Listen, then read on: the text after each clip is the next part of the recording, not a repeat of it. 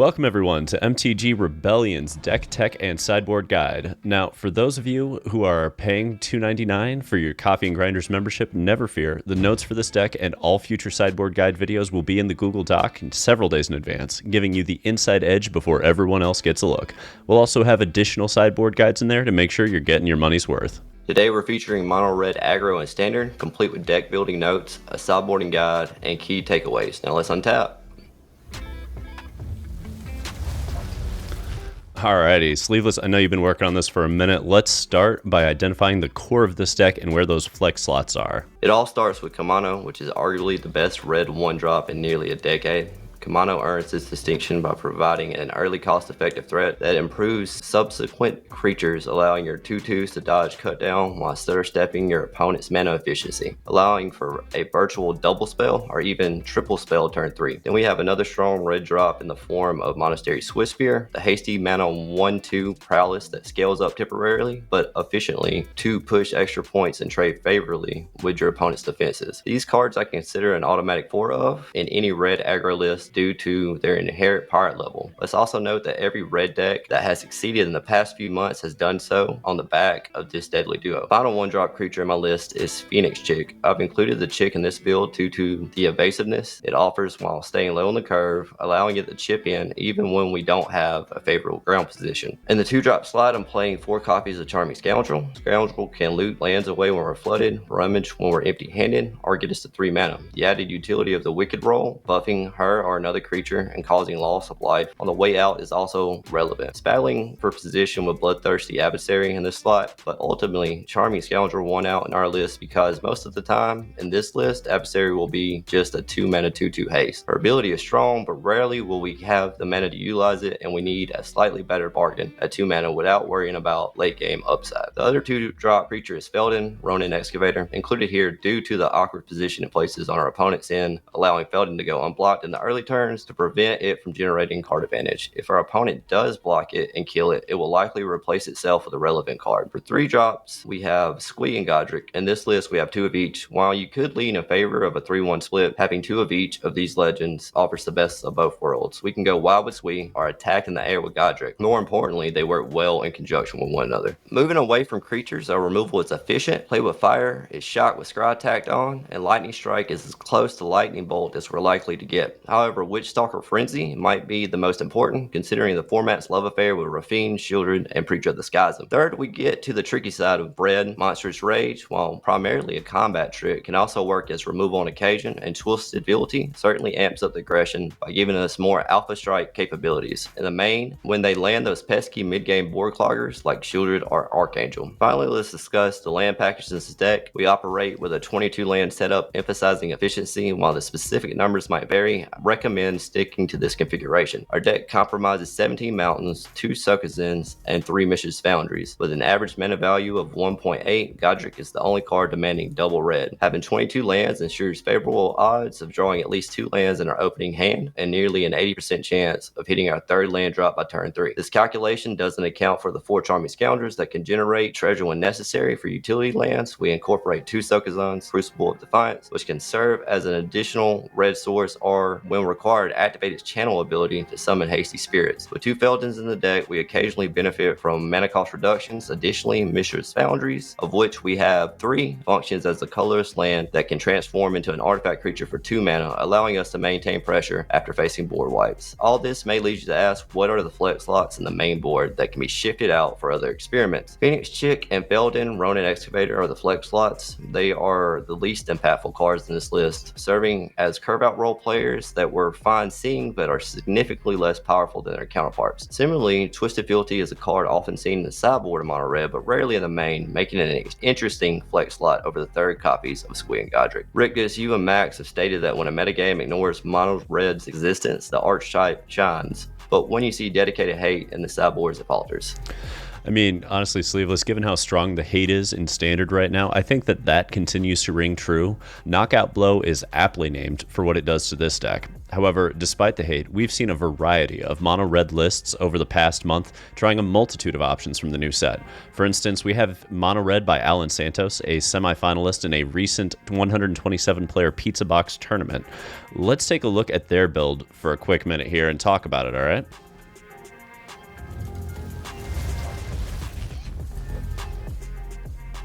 Alan's list is intriguing. I've played similar decks in the past, usually splashing another color, either green or black. However, I found that once opponents realize the threat Cacophony Scant poses and use their removal to kill on impact, winning becomes much harder. His list resembles more of a combo deck and includes many pump spells that are ineffective without a creature. While his list is certainly more explosive than ours, it's also less consistent, even with Expedited Inheritance as an engine. Yeah, I mean, I look at a list like this, Sleeveless, and I see that we have 4 Felonious Rage, we've got 2 Antagonize, we've got 4 Monstrous Rage. That's 10 pump spells here, and we're only playing 2 of these Fugitive Codebreakers, which is kind of interesting, because if you're going to play pump spells, I would think you want to max out on the prowess options you have to really maximize that damage you're pushing through, but we're not seeing that so much with this build. Instead, we're seeing a push into Expedited Inheritance, which, I mean, it's kind of like it turns all your creatures into Feldons, right?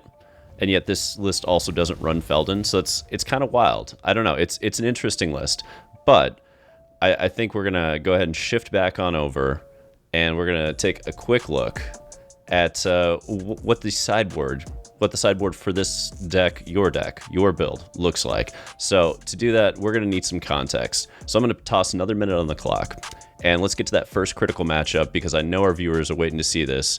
Mono Red versus Domain. Let's go. We bring in Barrage to deal with Archangel of Wrath. Removing burn spells might seem counterintuitive, but Archangel of Wrath is a threat that blocks effectively and gains some life. Keeping in all 4 Witchstalker's Frenzies and bringing the Barrages provides us with 7 ways to remove it.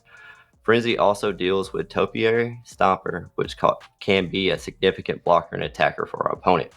We need to be aggressive and put them in positions that force them to deal with our threats and abandon their ramp plan. So we bring in 3 Lithomatic Barrages, and we take out 3 Play with Fires. So, noting that we're doing it that way, we obviously Domain's also sideboarding. So, what are the common sideboard cards we can expect to see from Domain, Sleeveless?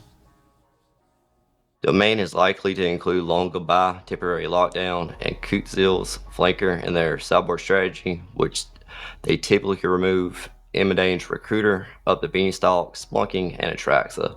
Lockdown and Long Goodbye are introduced for early interactions, while Flanker is added not just for late game, but also its ability to be flashed in and block and trade with one of our creatures. Archangel's coming down a turn early and gaining them life has a greater impact for them in this matchup, leading to Atraxa being replaced with more removal. Recruiter, Beanstalk, and Splunking are simply too slow for this matchup, so you're going to see +3 Long Goodbye, +3 Temporary Lockdown, +3 Flankers, -1 Recruiter, -4 Up the Beanstalks, -2 Splunkings, and -2 Atraxas.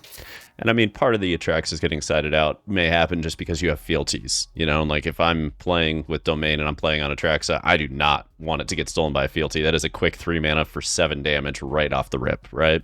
But let's steer it in the next direction. Let's get to that next matchup, and let's talk a little bit about how we sideboard against Golgari Midrange.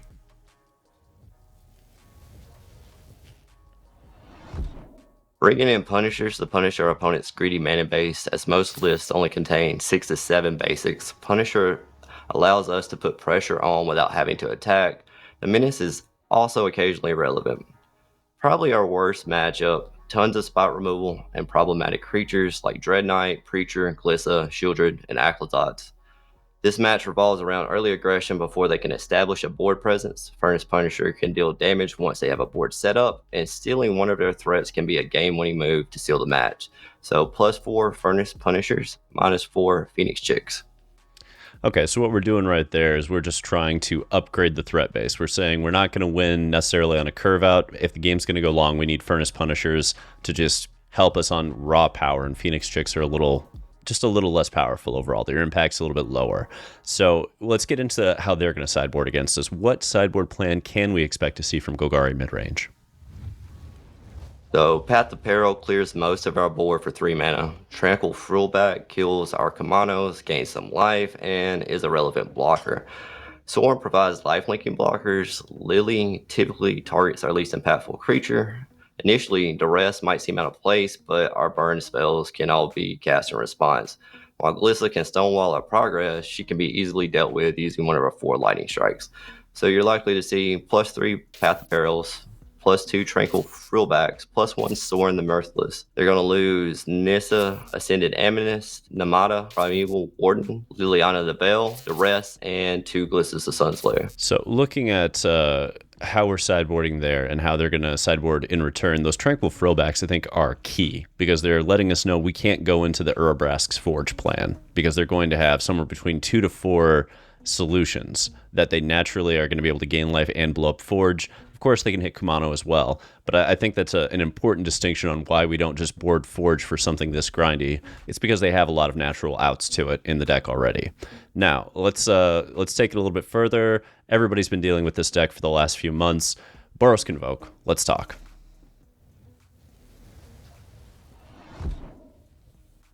Bringing in barrages to deal with Knight Errant of Eos, Warden of the Inner Sky, and also the odd Regal Bunnycorn. Don't forget that barrage can also deal 1 damage to any creature that's not blue or white, which is enough to kill most of Convoke's deck. Convoke will likely let damage through in the early game instead of chump blocking or trading. The plan here is to apply pressure in the early turns when they're not in a position to block, and to clear out the creatures without removal. So we're going to bring in 4 in the Festivities, and 3 Lithomantic Barrage, losing 4 Play with Fires, 2 Twisted Fealties, and 1 Mishra's Foundries. Okay. So we're losing one of the Foundries here because the curve's going down yet again. Is that more or less where we're at? Yes, sir. Alrighty, and let's talk about what Convoke's doing to deal with us. What do their sideboard strategies look like? So frontliners could be targeted by Gleeful Demolition, but they don't effectively block any of our creatures. Gleeful Demolition is powerful when paired with Knight or War Leader's Call, but produces lackluster creatures that don't line up well with ours. Case the Getaway Express needs creatures to be impactful, and we're siding in Board Sweepers. Evasion can slow us down, and if flipped, protect their creatures. Wedding Announcement not only produces creatures, but can potentially draw them cards. So they're going to take out 2 Yoshin Frontliners, 2 Gleeful Demolitions, 1 case of the Getaway Express. They're going to bring in 3 Invasions of Gobekon, and 2 Wedding Announcements. Okay, so the idea here is Convoke is transitioning into more of a control role. You know, like they aren't trying to be the hyper aggro because we're already as quick as they are. They're trying to grind us out with card advantage and just an upgrade in the card quality as we go. I could see that. I can see that. I mean, the Invasion of Gobekons, I have no idea if they're actually going to go that route, but Wedding Announcements, I could actually absolutely see if they're just trying to grind through us. And to be fair, a flipped Wedding Announcement or a War Leader's Call is going to make those End the Festivities a little rough for us. Nonetheless, let's move on. Sure. Let's get to that next matchup, and let's talk a little bit about Dimir Aggro. Phoenix Chick is stonewalled by the Spyglass Siren and Deep Cavern Bats after receiving a +1 counter from a map token. Once Urabrask's Forge resolves, it becomes nearly impossible for them to handle. The Forge alone can take over the game. We must establish momentum early and eliminate troublesome creatures like the Preacher of the Schism. Aclazotz poses a problem for us as we currently lack a permanent solution to deal with it. Ideally, we find Witchstalker's Frenzy to prevent Aclazotz from gaining them life, or we end the game before it's cast. So we bring in 4 Urabrask Forge minus 4 Phoenix Chick. Okay, so we're bringing in the Forges because the Phoenix Chicks, like you said, they just get stonewalled by the Bats and the Sirens. They have too many flyers. We're not pushing it through. Forge, on the other hand, is something they really, really struggle to answer. But let's get to the sideboarding strategy. What can we expect from Dimir Aggro to bring in against us?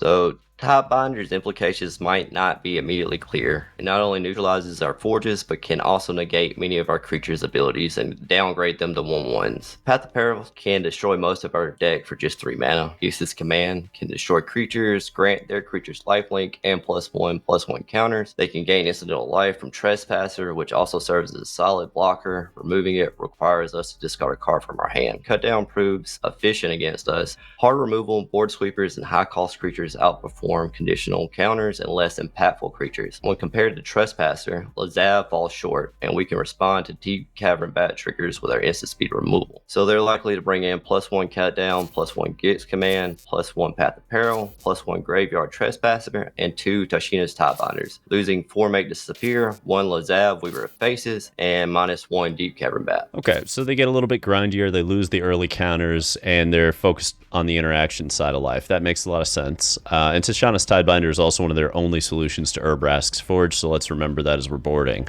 But let's get to the final matchup here in the Tier 1 land, Azorius Control.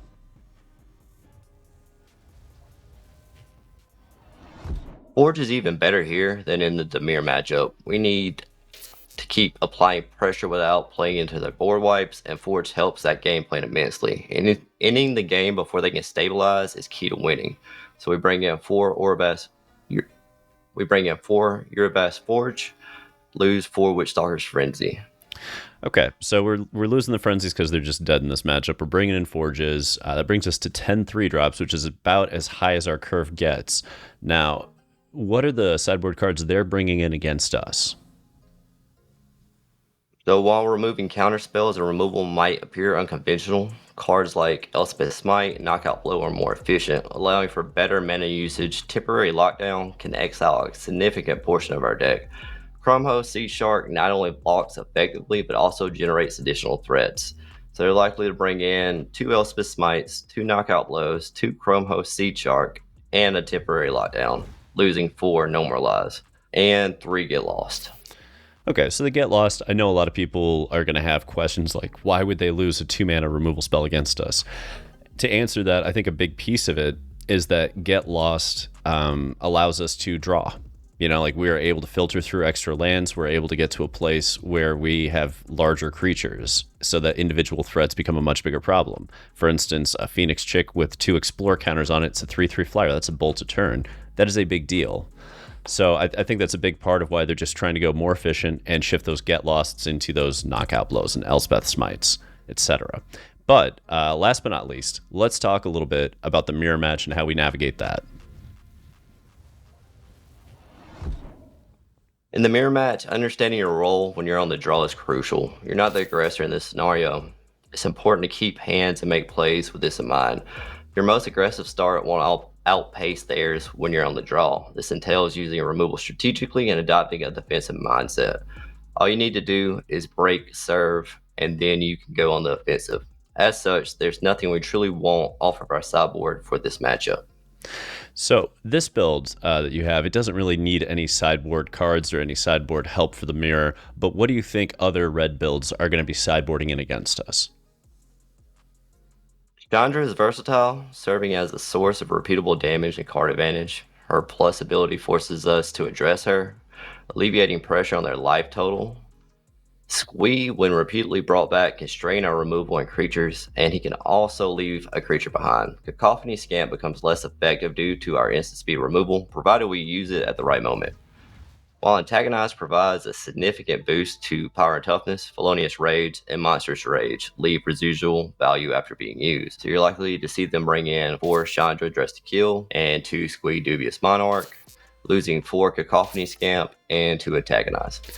So your contention here is that they're going to lose a little bit of the pump spells, a little bit of the early but weaker creatures. They're going to bring in something like Chandra because it's going to require us to answer it, and Squee because same logic essentially. Like they go a little higher up the curve, and in this scenario, they're trying to make it so that we can't break serve. You know, like let's get a Chandra out, let's pump it up, let's force them to either kill us within a turn of that or start taking massive amounts of damage while you churn out extra threats. I could see that. I can see that. But that is going to take us right on over to our key takeaways. So, folks, we've gone through Mono Red with a fine-tooth comb at this point, dissecting the sideboarding strategy against 5 different Tier 1 archetypes and the mirror. And this brings us to our key takeaways segment. Sleeveless, what do we have to say here? The first key takeaway from this build of Mono Red is consistent mana and an aggressive curve can compensate for a lower individual card power level. The second takeaway, play around sweepers, not into them. We can't afford to lose our board presence with 0 gas left in hand. Third, this deck is math intensive. You cannot afford to miss points of damage, so make sure you take your time, think through how you're going to hit the 20 points of damage you need. Now, I know we just went through all the sideboarding and matchups, but do you have predictions for where this list may shift in the future, especially with rotation looming? With Mono rotating out when Outlaws of Thunder Junction releases, I think Mono Red shifts to a Prowess center deck, potentially using Cacophony Scamp.